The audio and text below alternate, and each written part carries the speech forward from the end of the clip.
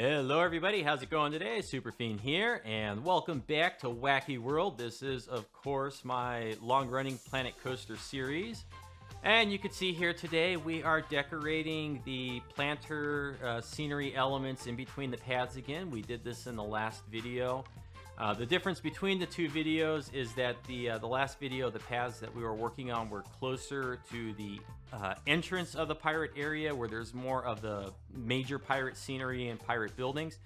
And in this video, these scenery elements are a little bit further back along the pathway where the scenery is kind of, what do I want to say? It's changing into like a more tropical and overgrown type stuff. And the way that that's kind of reflected in the planter scenery is that at the front, where it's more pirate town, the planters are made more out of stone and columns, and they look like they match the surrounding scenery a little bit more. And these ones that go further back, they're more made out of wood, and that serves like a couple different purposes. One is it just kind of like breaks up the uniformity of the scenery in the park, and I think it just adds like a little bit more of fun and variety. And it also kind of says like, hey, even though you're in kind of the same area of the park, the overall atmosphere surrounding you is kind of starting to gradually change. And you'll notice that as we move around through here, one or two of the planters that have the wood, they also have a little bit of the stone. So it's not like a hard transition, it's more of a casual blend.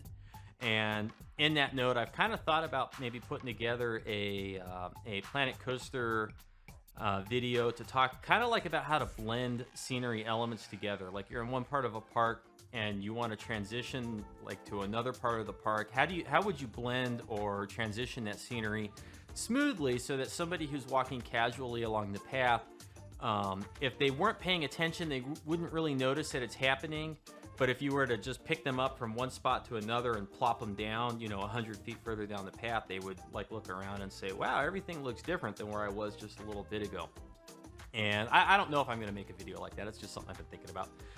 But anyway, so I kind of like employ that idea here, and we'll see it in a minute. Right now what I'm doing is I originally had some of the wood fences that are kind of like the wood poles as the end caps. I don't know what else to call them. Of these planters, and I didn't really like them, so I've gone and I've just replaced them with some simple beams, and each of the beams is at a slightly different elevation. And here I'm doing my thing where I put down too much originally, and then I just take away what's not needed. And this one in particular happened to be just a little bit too wide, so by cramming a little plank in here, we can close up that little gap, and it still ends up looking okay. One thing I don't really like is, you'll note I did change the color of the beams, or maybe I haven't changed them yet in the footage, I'm not sure, but I didn't use the stock color, and they're just slightly off from the planter walls, the wood batten walls, and I'm not sure how I feel about that. I don't know if I should try to match the colors better or if I should leave it how it is. And a little bit further along in this video, I do change the beams to be a darker color. So like the beams at the end and the walls in the middle of the planters are really just kind of not the same color. And I'm really still on the fence about that. I don't know if I should make the colors closer or not, but whatever. And then so right here, I'm just going through and tidying it up a little bit, getting them a little bit closer. And I didn't like how the walls and the beams met up with each other. So the way I'm addressing that is just by adding some planks there. And then I see that one of the little confectionery pieces is poking out, so we moved it back in. And, one thing that I've kind of been thinking about lately, I think about this a lot, actually, when I'm working on my Planet Coaster series. This is one of my most difficult series to make videos for, because I'm always torn between two methods of making videos. And one method is to just record myself building something and make commentary in real time, and that is what the majority of this series is. And that's what I feel a lot more comfortable doing. And then the other method, of course, is a time-lapse video like this, where I play a lot and then I take the footage and edit out the boring bits and try to speed it up and condense it down. And then I try to make some sort of interesting or knowledgeable commentary in post-production, which I'm really not that knowledgeable about theme parks, so I always feel kind of silly. I feel like a fraud basically every time I do it. But I'm always torn between like which is better.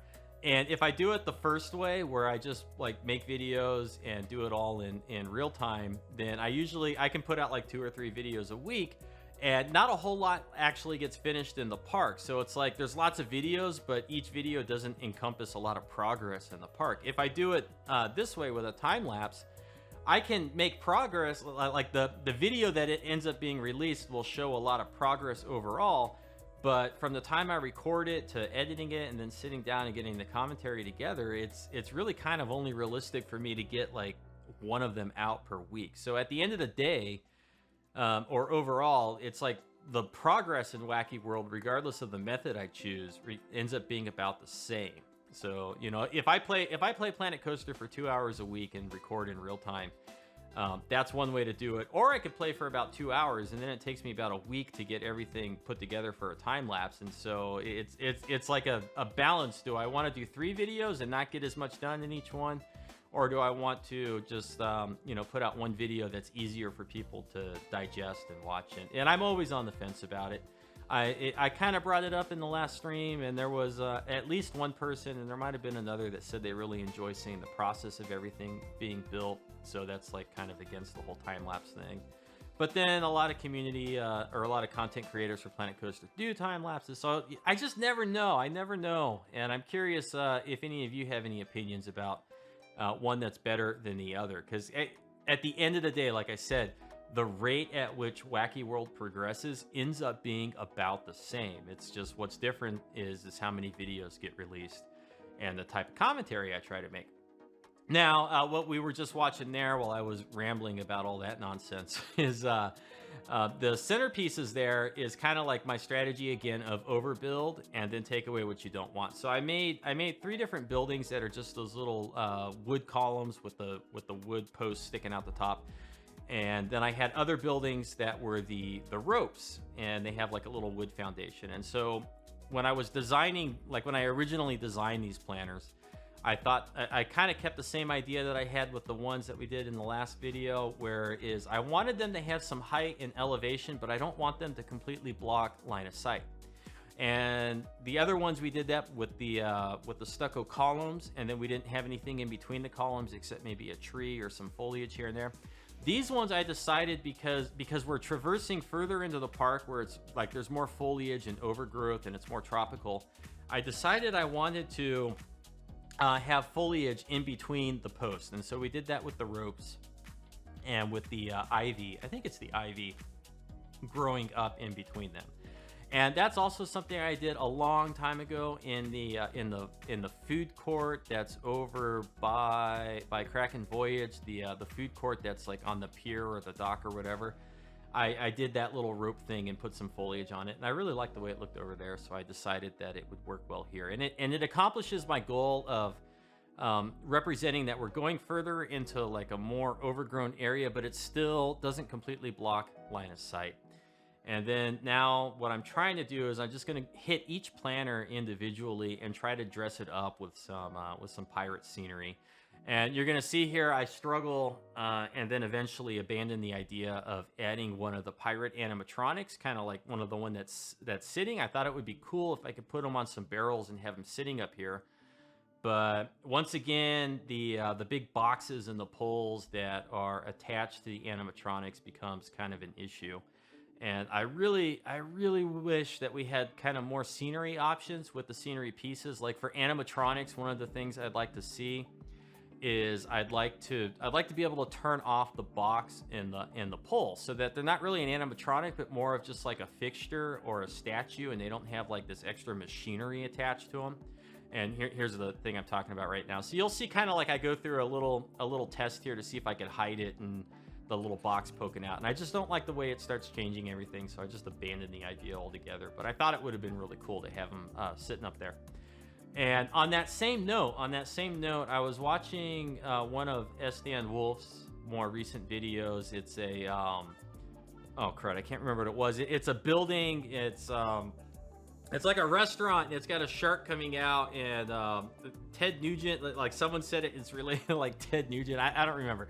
But it's based off of a real restaurant or a building, I think. And so he used the shark animatronic from from the studio pack. He used it, and what he did is he had the animatronic play, and then he paused the game at the exact frame of the animatronic that he wanted to use. And it looks really cool because the shark is coming out of the building, and it's got its mouth open wide, and it's like its teeth are closing, and it's like a really cool frame of the animatronic motion. But the problem is he had to cheat to make that happen. And so I left a comment on his video, and he's probably going to bring it up in his Planet Coaster Dream series, because it's one of the things that he kind of brought up in the video as well. But I never realized this until I saw that. But wouldn't it be cool if we could play the animatronics and just freeze them at the exact frame we want, and then just have them be stationary there while the game still runs? That seems to me like it would be a really cool feature for Frontier to add. And it doesn't seem like it'd be that hard. It's like there's all these little itty-bitty low-hanging fruit type things that Frontier could potentially add that would really kind of give us a little bit more control when we're building stuff in the game, and make the existing scenery pieces even more useful. And it's just kind of like it's like either nobody thinks of it and presents it to them, or they don't even want to do it, or who knows what, because of course we're not going to be privy to every single idea that they have. And I'm not trying to steal any thunder from Stan Wolf and what he's probably going to talk about in his next video. I don't want it to come across that way. It's just like I struggled with it. Like I recorded this footage like a week ago, and I struggled with this animatronic, and I've struggled with it before in my Whacky World series. And it's just this frustrating thing. Like, why do we have to have the boxes attached to the darn things? And then when I watched his video, it's like I just saw, there's another opportunity to make animatronics and the animatronic scenery pieces even better, is if you could just pick the frame that you want displayed, and then on top of that remove the scenery, because then you could have like a really cool Kraken, at the peak of its popping up animatronic. You could like put that somewhere, and it would be really cool. So I don't know if anybody at Frontier watches any of my stuff. It's probably pretty doubtful. Like, please pass it along. It'd be a cool feature. So anyways, back to the footage. I'm still kind of just decorating each of these. Now, I wish I could say I had like an overarching theme for dressing these up to be quote unquote piratey. And I really don't. I'm just kind of like going through the scenery, and it's like, okay, I use the skulls here, so the next one I won't use the skulls. Maybe I could do the flags. And I did use the birds repeatedly, because they're the only pirate statue piece that's not like super large and doesn't look out of place on top of these wood fixtures. And you'll also notice that I've been kind of changing the wood fixtures, the top of them, in each planner. I've been changing them a little bit, such as flipping them over or removing pieces, making minor modifications. And this is something I touched on a long time ago in my series, and really haven't touched on since, which is like, it's a lot easier in this game to kind of make like a little template and plaster it all over the place, and then go through and make minor modifications to it where you need to make it fit where you're trying to use it. And so that little theme or tip, it kind of comes back in this footage here. And then putting the little wheels on there. And pretty soon here, we're going to go through and start adding some of the foliage in the planners. And what I did so that there's consistency between the foliage in these planners and the planners from the last episode, well, I guess I'm going to do the lighting first, but what I did to keep consistency between the foliage is I just grabbed one of the other planners and I duplicated it, and I dropped it down over here, and I deleted everything but the plants. And then I kind of organized the plants, and you'll see in a minute they're going to be floating over the water. And I set different colors for them. And then I basically just kind of like, eeny, meeny, miny, mo, just like, oh, this one looks good, or I haven't used this one yet. Grab a plant and kind of set it down outside the planner on the path where I think I'm going to use it.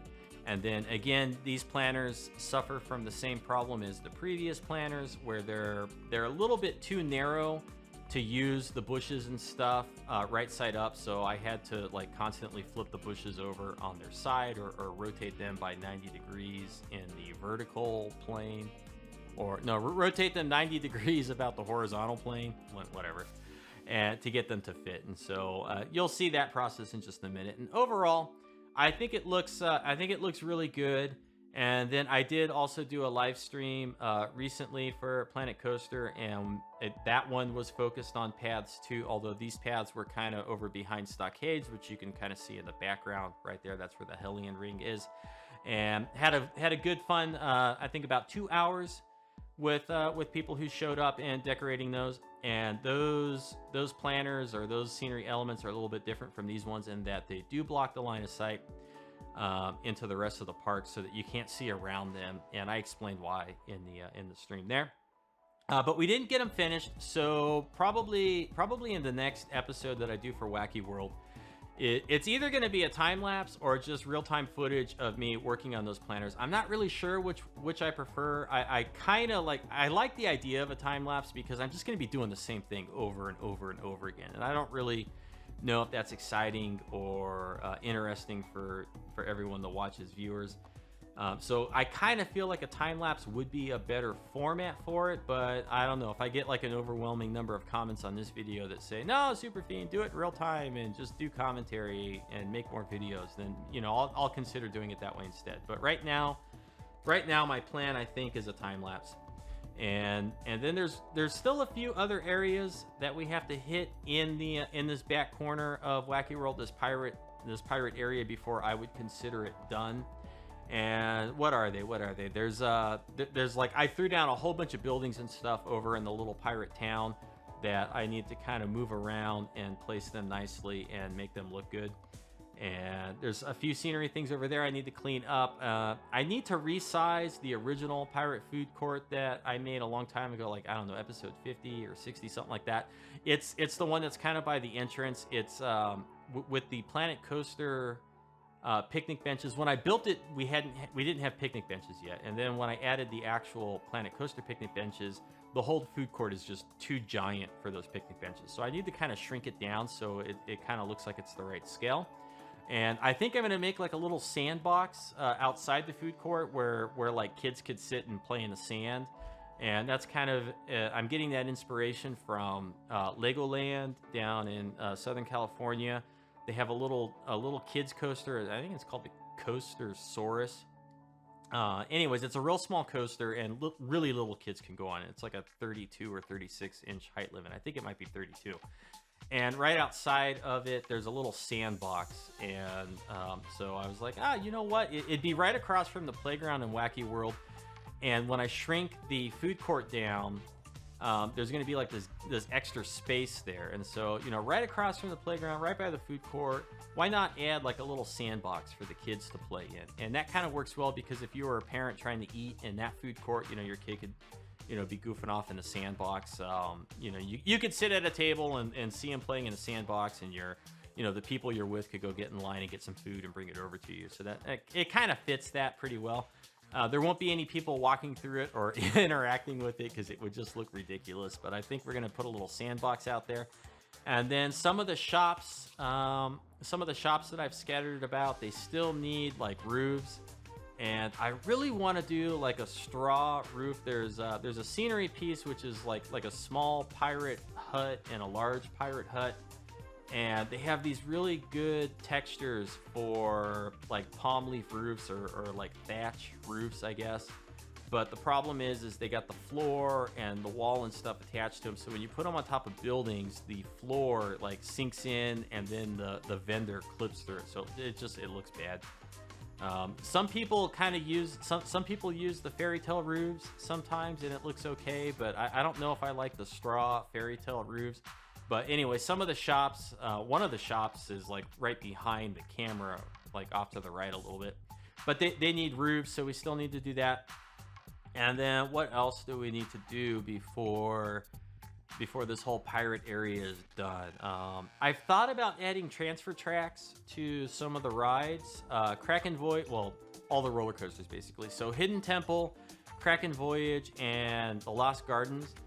I've been thinking about this for weeks. I could cram in some transfer tracks for them, although I'm not sure if it would look really that good. But I think I could do it. I don't know if I want to do it. If I do take the time to do it, it's just going to kind of prolong the length of the series and like how long it takes to get the first part of this park up on maybe the Steam Workshop. And that's about all I can think of that we really need to do. And then going through and cleaning up just a few ugly scenery elements that are kind of floating about, like the bushes, of course, that are floating over the lagoon. I'd want to get rid of those at some point. And then I think this back area of this park would be pretty much done. After that, I'd kind of like to maybe work on the parking lot a little bit, and I don't know what format I want to use for that, because I could easily spend like 12 episodes just putting together a parking lot, and I don't know if that's going to be really interesting for people to watch. I'm thinking about it. I don't know. That might be like kind of a time-lapse deal as well. And then after the parking lot is kind of fleshed out a little bit, or at least a parking structure and like a basic parking lot, what I'd like to do is I'd like to work on that middle section of the park, right where you walk in, where we kind of have some buildings right now. You can't see them in this video. And I may have brought it up in the live stream, or I may have brought it up in the last video. But a long time ago in the series, I said, you know, in my head, I can picture what I want the Whacky World scenery to look like the part of the park that's wacky. But I didn't really know how to execute it. And there is a creator. He makes a lot of stuff on the Steam Workshop, and he's on Twitter and whatnot. And it's Whitesider12 or Whitesider12, and he has made some awesome buildings that are perfect for Whacky World. It's the exact look and feel of what I was thinking of in my head when I was struggling to figure out how to do it. Now, I don't think I'm going to use his blueprints in my park, because I do kind of want to make the whole thing without using other people's blueprints. But when I get to that part of the park, I'm probably going to draw a lot of inspiration from the latest creations that he's uploaded to his Steam Workshop. And if you don't already follow Whitesider12 or Whitesider12, if you don't already follow him on Twitter, or if you don't already like check out some of his stuff on the Steam Workshop, I highly encourage you to do so. He's got some very creative stuff. He's a very out of the box creator. He does have a YouTube channel, but it's like he doesn't upload anything to it. He's got some old videos from a long time ago, I think maybe from the Planet Coaster Alpha. And they're really nice. He's got a little mermaid coaster, and he made it really well. I was really impressed when I saw it, and I was like, I can't believe this guy doesn't upload more stuff to his YouTube channel. He is absolutely like really, really creative, far better than I think I am.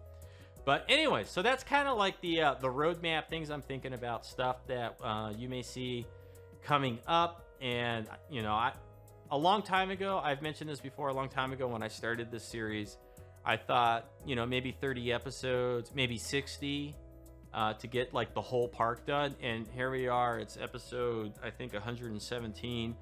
And I'm not even out of this pirate area. I don't know if I'm ever going to get this park done. I'm going to finish it. I mean, it's just sometimes it doesn't feel that way. And I'm not going to ever abandon this project for something else unless like somehow my computer crashes and I lose everything. And that shouldn't be a problem, because I make backups, and I store them on network storage. So even if like my computer dies, I should be able to get most of my stuff back. But I do look forward to continue working on this park for probably the next 12 months at this rate.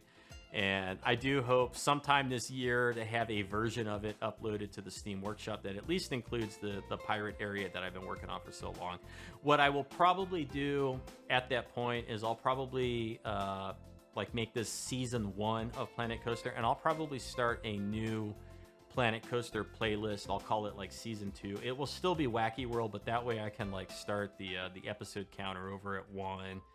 And you know, it's a little bit less daunting, I think, when people who don't already know my channel, if they see it in the recommended list and they see like, oh, Planet Coaster season 2 episode 5, that's a little bit easier for someone who hasn't watched any of my stuff to dive into, as opposed to somebody, you know, who's like, oh, episode 234, gosh, I have a lot to catch up on. You know, so I may do that as well at some point, but that's not until this is done.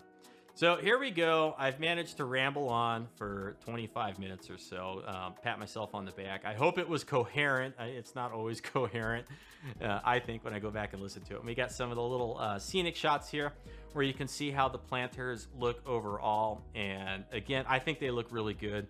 I do like the aesthetic of everything, and you can see the one planter right there that's got a mishmash of the stone and the concrete pieces, and then the planter further back, which where is it? It disappeared out of view. Forget it. If you enjoyed it, let me know with a comment or a thumbs up.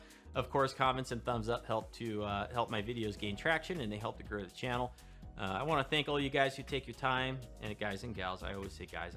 I'm bad. I'm bad at it. I try to be more inclusive. I want to thank everyone who spends their time with me and my videos. Hope you enjoy them. We'll see you next time. You have a good afternoon, and take care. Thanks for watching.